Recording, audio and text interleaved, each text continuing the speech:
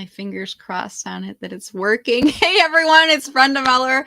Welcome to my LinkedIn live show. I call this Enthusiastically Self-Employed, and I bring on amazing people like Shep, who's going to be talking with us here today to share some great insights with you. Hey Shep, how are you doing today? I'm fabulous, Brenda. How are you? I am doing great. And I was keeping my fingers crossed as we were getting started because I actually had Shep on my show about a month or so back, and we were having some technical issues. I should say, I was having some technical issues as I was hosting him.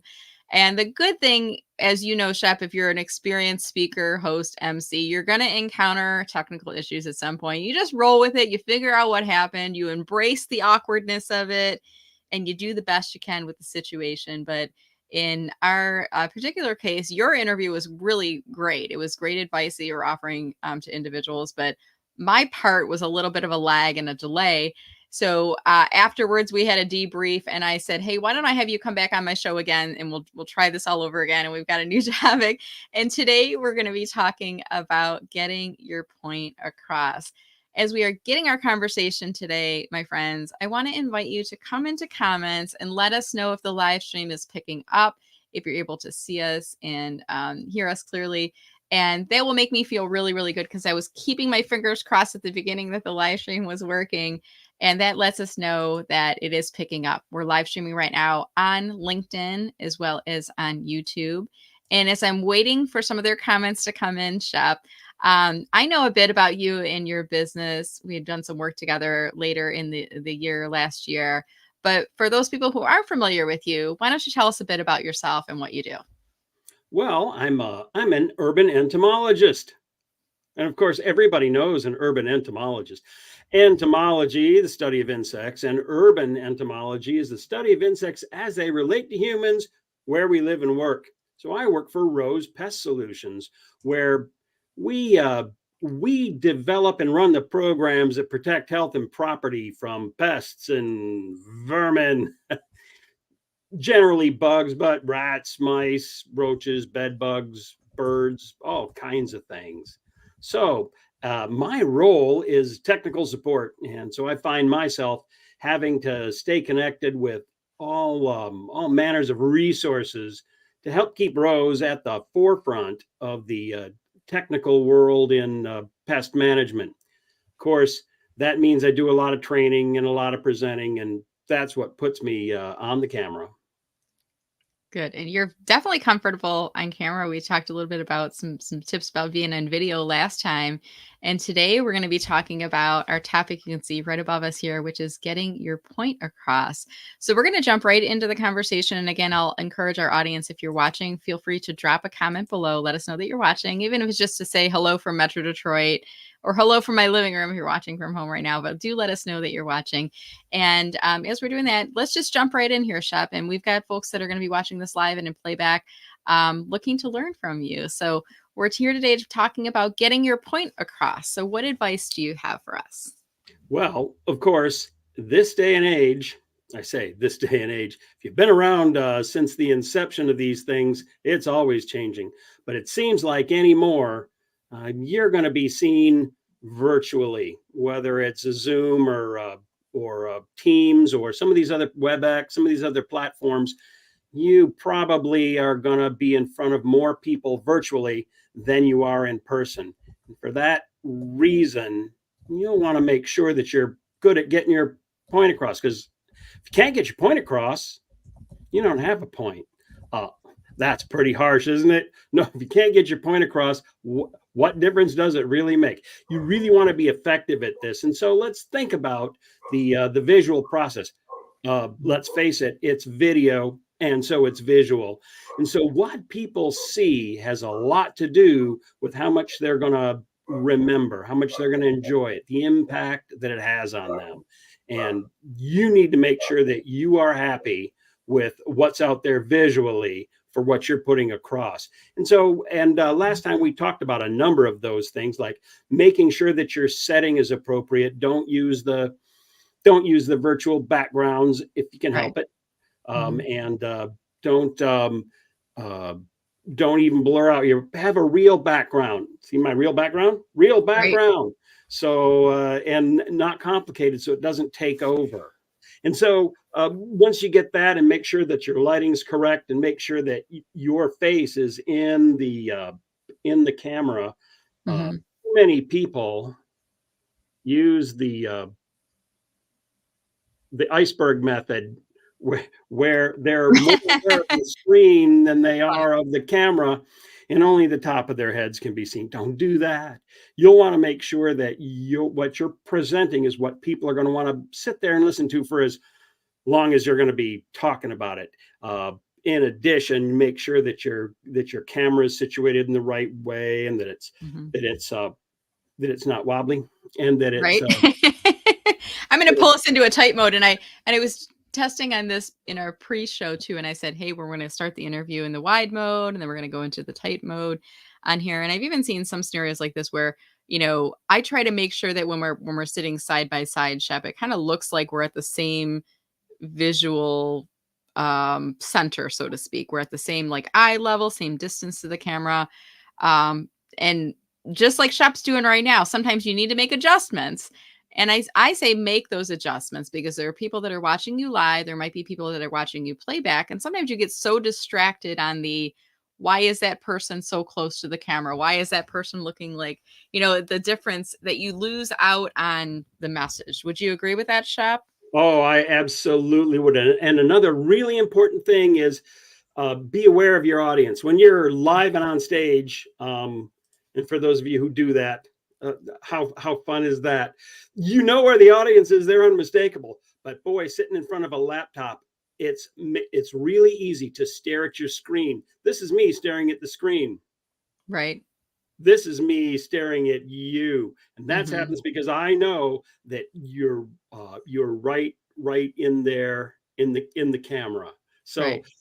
spend as much time as you can looking at your audience. It makes it a whole lot easier for them to both understand and to take in what you're saying. And we're here today talking about getting your point across. And I feel like there's two things that we're talking about, to get your point across, to get people to be able to understand and that message, that communication to be received. You also have to be thinking about the technical elements, which could be distracting us from getting our point across. Is that right? That's absolutely correct. Maybe you've seen on the news where they have people who zoom in or come in from on other platforms, and they always seem to be sitting in front of a bookshelf full of books. Do you ever find yourself reading the books on the bookshelf to see what they are, noticing it's either books that they've written or books they Mhm. want you to think they've read? That's distracting. So you want to make sure that those distractions aren't really there for your audience, but what they're really going to focus on is you. Mhm. Now, how does that differ? And we're talking today about getting your point across. Does that differ in a live situation versus, I mean, obviously, if you're on video, there's a square around you that's behind you. But are there things that we can do as speakers up on stage that can help us to get our point across more effectively, or rather things to avoid so that we are being more effective as a speaker? Oh, if you're if you're live, then it's all about what do you intend to say, and how Mhm. much have you been over that. You have Mhm. no control. Uh, you have no direct control over what's behind you, what else is on the stage, those kinds of things. But uh,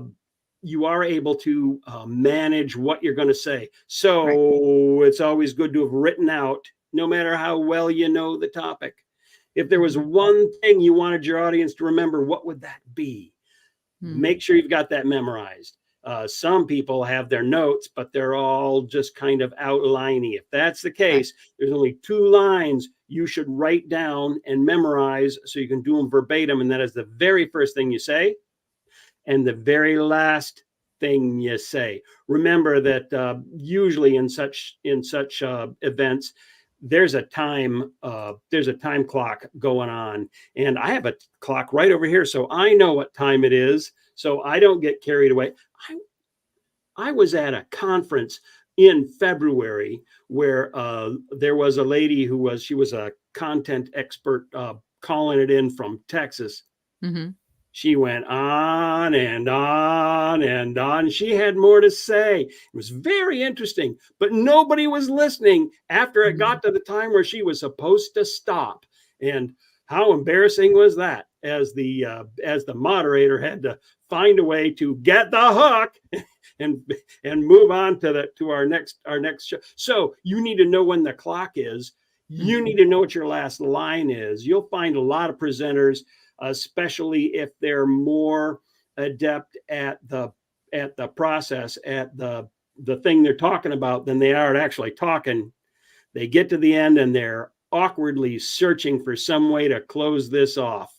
And you can see it wander and go on farther and farther. And then they reiterate, and then they go over old.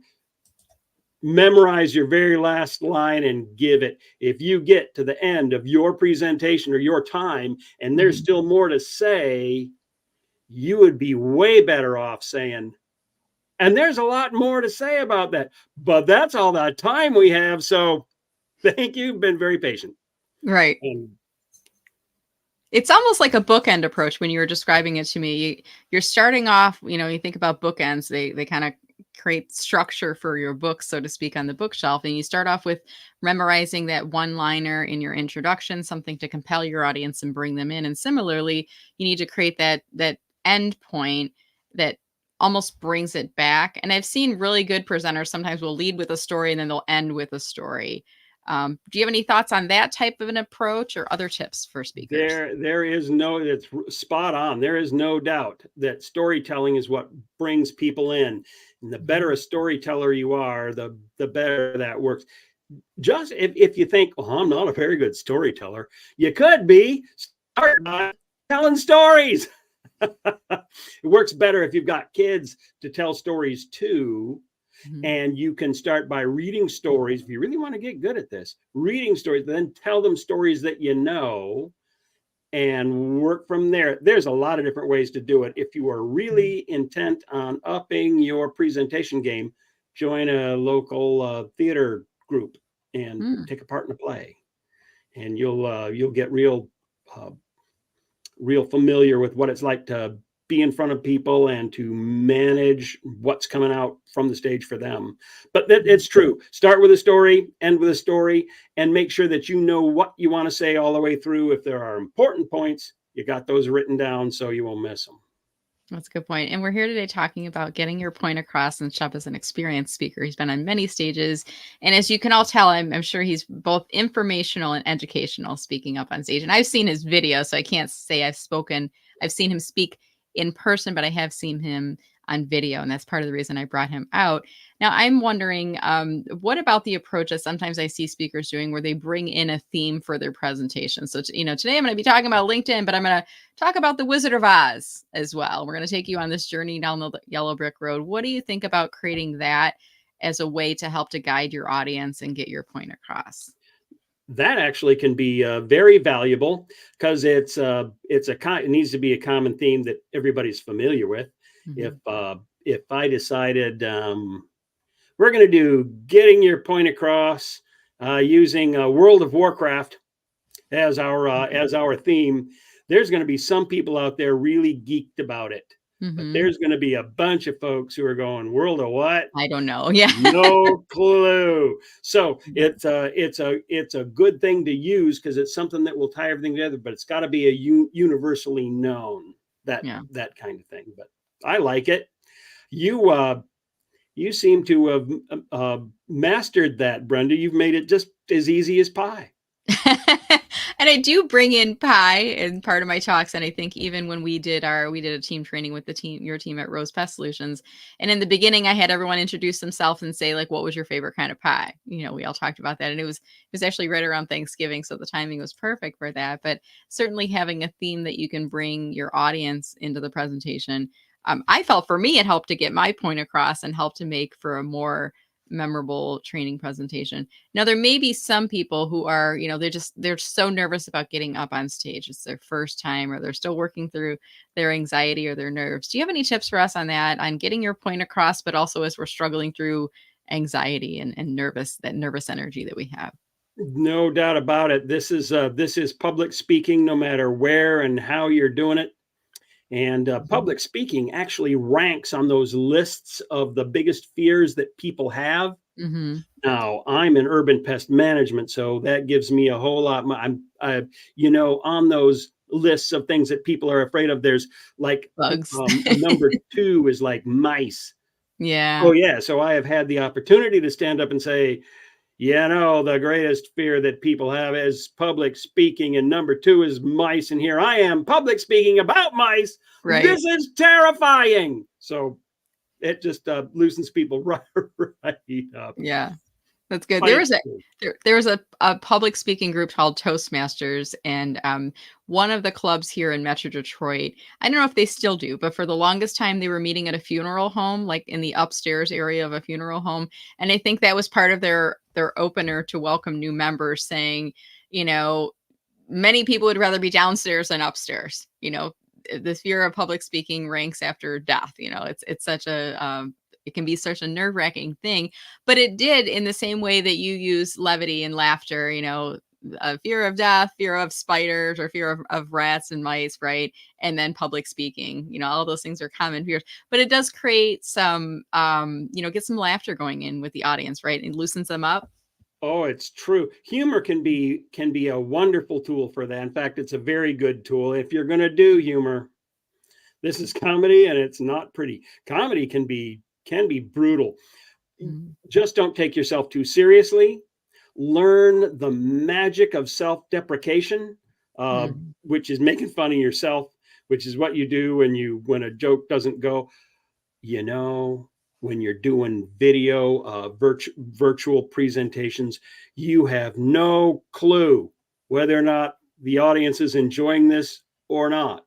Mhm. And as they're usually sitting alone, usually they're often sitting alone in their office or their kitchen or Mhm. wherever it is watching this.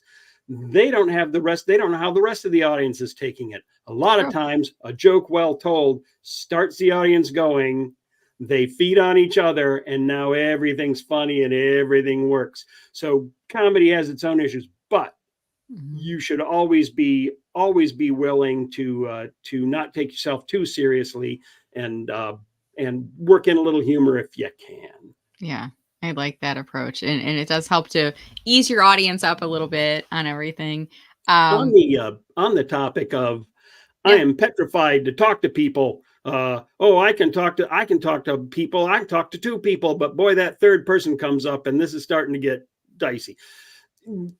If you are facing your very first presentation with dread, start by giving a small portion of it to a trusted friend. Let me read this to you, and then mhm, you do it. When you get up there, a lot of times we cling to our script as a life preserver. You yeah, will see speakers do this. Don't do that. Um, don't read it. Uh, don't even if you're reading it, don't look like you're reading it, or don't sound like you're reading it. mhm, That's why they have a teleprompter, and you can see that. And there's mhm, all kinds of fun with politicians on teleprompters. right, You got to be able to use that to help you talk to people the way mhm. you always talk to people. That's why you got to know your topic in and out. I'm curious for you, Shep. Do you use notes or an outline? Do you let I your slide deck guide you? What's your approach when you do your Oh, there's presentation? another thing. Mhm, Yeah, I use notes. I usually mhm, make an outline. I know what I want to talk about, and I have it in outline form. I will write out what could be a script, and then uh, I talk from the outline. Only thing I memorize are my first and my last lines, so that I mhm, can get in and get out cleanly. Uh, mhm. if I'm using PowerPoint, uh, I'll tell you, PowerPoint has been done to death. Yeah, This is death by PowerPoint, where you see a speaker and they put up bulleted lists. So you get a title, and then bullet point, bullet point, bullet point. It is I have pictures of this really happening. mhm, Guy puts up his title, and he turns his back to the audience. yeah, Incidentally, when I turn my back to you, see what happens to my voice?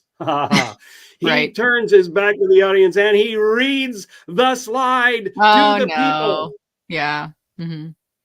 That's a no-no. Don't do that. You can use the slides to enhance what you're saying, and that's what it should be. No more than 6 words ever. A Mhm. really good book to read on this is by Gar Reynolds, and it's called Presentation Zen. And it's Okay. all about the way to make a presentation so that you're not feeding your audience death by PowerPoint. So you look like you know what you're talking about, even if, of course, you know what you're talking about. So you can present that. And so people can understand it, and they don't have to spend half their time reading what's on the screen, and the other Mhm. half the time listening to you, trying to figure out if it's exactly the same thing or almost the same thing. That's a really good point, and I love when, venues, if you're using slides, they'll have, like, a speaker screen in front of you so that you don't have to do the awkward look over your shoulder, but sometimes you're in a situation where you're not, and, if you do you think it's okay, Shep, to look over your shoulder, make sure you know what's there, and then to proceed, or should you never look Oh, over your shoulder? What do you think? Oh no, you can look over your shoulder. In fact, what's a Mm. good thing to do is to don't stand stiffly in front of a podium or a dais and not move. It's Mhm. good to be able to move at least somewhat. Some Yeah. people they pace like tigers. Maybe you've seen that.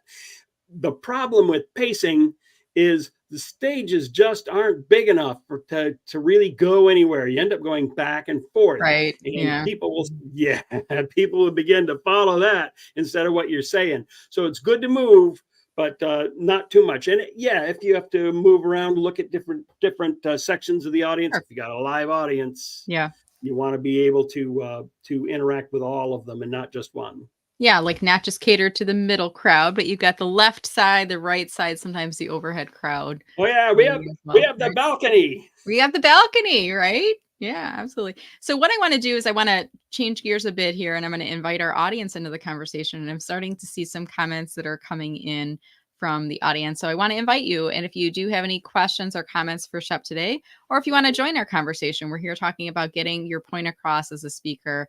Feel free to jump into the conversation here. And I see Christopher Johnson from Calm Clear Media is watching us on YouTube. Hey, Christopher, thanks so much for watching. And Christopher says teleprompters should be practiced to be used correctly. Um, Thoughts there, Shep? I see you laughing with that. So, do you have any anecdotes you'd like to share with us about using Oh, that teleprompters? is absolutely true, and it follows actually the first and great commandment of presentation, Mhm. which is never do anything for the first time in front of a live audience. Yeah. Mhm. Practice these things, and if you've never worked with a teleprompter, use it first. Be able to go through and do it for that is absolutely right on. Excellent point. Do you use teleprompters, Shep, or have you ever been forced? To me, you strike me as the type of person who speaks without a teleprompter. You're just very natural in what you speak. But have you ever been told to use a teleprompter, or maybe as an MC, like, here's the script we need you to read? Or what's your thoughts on that? I have, and Mhm. I've never used one of those cool see-through heads-up Yeah. display teleprompters like you see now everybody has these days. But I have used the teleprompters that was a TV screen or a laptop. And Mm. back in the '90s, when we were just experimenting with what we could do now with the new technology, I printed out. Uh, I entered all the script I wanted in like 28 point, 48 point Yeah. type. Mhm. And then with my hand on my hand on a mouse off screen, I'm scrolling it down, and the screen I'm reading from is just below the camera that's shooting, and you can read a script. To Chris's point? Yeah. Um, you need to have read that material offline before you read it on a teleprompter, because sometimes you read stuff and you get all wrapped around the axle and you don't want to do that. Yeah. So you want to have read it through at least one or two times. Here's something else. If you've Mhm. got something to say that's hard to say, uh, which I didn't think about until just now. But let's say it's long and it's a tongue Technical twister. terms or something maybe, or something that you're Yes, not familiar with, right? Mhm. absolutely. So you've got something that's easy to get tied up on, then teach your mouth to say it through motor memory just by Mm-hmm. saying it over and over again. Mm-hmm. Uh, the delicate decision to decide on descriptions, that could get you. The delicate decision to decide on descriptions. So write it down and read it over. The delicate Yeah. decision to decide on descriptions, and do it till it drives somebody crazy, until somebody slams the door because they don't want to hear you, or says, Right. cut that out. Then you'll be surprised how easily you can say delicate decisions to describe discussion. No, Is that not gonna something work. you've practiced before? It seems to me that you have some motor memory with that phrase. I just made that up, but which is why I screwed it up on the last one. Yeah. But if you keep doing it, you will get used to it, and it'll Hmm. keep you from stumbling. Yeah. Good to know. Okay, so I tried putting in the comments Presentation Zen by Gar Reynolds, and for whatever reason, LinkedIn's not delivering the comments over to StreamYard, or StreamYard's not picking up the comments that are coming over to LinkedIn. So I'm kind of checking our comments in the background here. But Christopher on YouTube was so kind. Thank you, Christopher, to find the name of that book. Again, it's called Presentation Zen, Simple Ideas on Presentation Design and Delivery. So Gar Reynolds, Garr Reynolds. So we'll make sure to check that out. And then Susie, I want to thank Susie for watching us as well. And we were talking about computer mice today, but we're also talking about mice, the type of vermin that we don't want sometimes in here as well. And there's actually a little mouse emoji that Susie found. Shep, I'm curious, are you an emoji guy when it comes to texting and messaging? And if so, do you use that little mouse emoji I'm sometimes? what? I am I'm a facultative emoji guy, which means I don't have to use them. There's some I absolutely refuse to Yeah. use, Mhm. but it's a great way to add to your text. One of the problems with text, as with email, is it cuts out all the nonverbal communication that goes True. along Hmm. with saying something, and people have a real tendency to misread your texts as well as your emails. So using emojis is fun. Yeah, it's I think it's generational. The younger generation would prefer to text and one word responses and use emojis to interpret. Then we would prefer using the English language so that's clearly articulated exactly the information. And getting back to our topic here of getting your point across, it creates clarity when you're using words and not emojis for those things. So an important element for sure. So, Shep, as we start to kind of wind down and wrap up our conversation here today, I want to pull up your LinkedIn profile up on screen and ask, are you open to connecting with individuals on LinkedIn that are maybe hearing you on the live stream today on LinkedIn or YouTube, or maybe listening on the podcast at a later date? Would you be open to connecting with them? And if so, do you have any instructions for people to connect with you? Oh, absolutely. If there's anything I can ever do to help with urban pests or with presentations, or if there's anything else I can do to be helpful, feel free to reach out. And LinkedIn is a good way to get a hold of me. I Mhm. try to stay as up on LinkedIn as I can. Brenda has been helping me with that. Uh, you can also email me. I'm Shep at rosepest.com. So that's easy. And I'll get back to you. Always happy to help. And I'm going to put that email address up on screen for those of you as well who might be maybe not heavy LinkedIn users, or maybe you're watching this on YouTube or listening on the podcast later. And again, that email address to get a hold of Shep is SHEP, Shep at rosepest.com. And you can tell he's got a really great looking LinkedIn profile, my friend. So when you go there, you've got some great branding for Rose Pest Solutions. And you can see he's got the word speaker in his headline, which is really great for those of us who are speakers. It's a nice, easy technique of helping to remind people you do speak at conferences and events. And I imagine most of the conferences and events that you're speaking at are within your industry, within pest solutions, but you're speaking, I'm guessing, nationally, if not internationally. Is that fair to say? That's fair to say, Mhm. and I do. I get around across the nation. I've been out of the country before, Mhm. but I do get opportunities from coast to coast. So there's a there's a lot for me to do out there. Well, you are a multi-talented individual, my friend. Not only are you very educated about the pest solutions industry and all the work that you're doing there, but also as a speaker. And I just want to thank you so much. You came on with me a month or so back. We talked about some speaking tips then, and I said, let's come back again. You chose a slightly different topic, getting your point across. You're obviously very well versed and the fact that you like sharing your knowledge and information with others. That leadership style is just really something I admire. So, Shep, I just want to say thank you so much for coming on and for enjoying and spending the time with our audience here today. We really do enjoy you. Thank you, Brenda. It was my pleasure. All right. Well, thank you again for watching. Anyone who watching us live or in playback, I would like to remind you that if you haven't left a comment yet, please do leave a comment that lets us know that you were watching this. And then one other thing you can do as soon as you're done watching the video here today on LinkedIn, as soon as the video is done playing at the end, you'll see a little share icon at the bottom. Go ahead and click to share that video out with your network. Maybe tell some tips that you learned by watching the video, or tag someone in who might be interested in watching this. That'd be a really helpful tip. By the way, if you would be so kind as to tag Shep and myself in there, remember, use the little @ sign and type in our names. Then we'll get notified that you talked about us, and we will be certain to comment back and thank you for that. Really great tip if you're struggling with content, if you haven't posted in the past week, the past month, or even in the past year. It's an easy thing to do, just to incorporate the activities, the videos that you're watching, and to share that along. With that said, Shep, thank you so much. What's the next? Do you have any big events coming up right now? Any industry events coming up? Oh, yeah. Oh, there's lots coming up. What am I doing? See, now I'm out of context, so I can't remember. You're in presentation mode right with me right now. Like, there are no other events.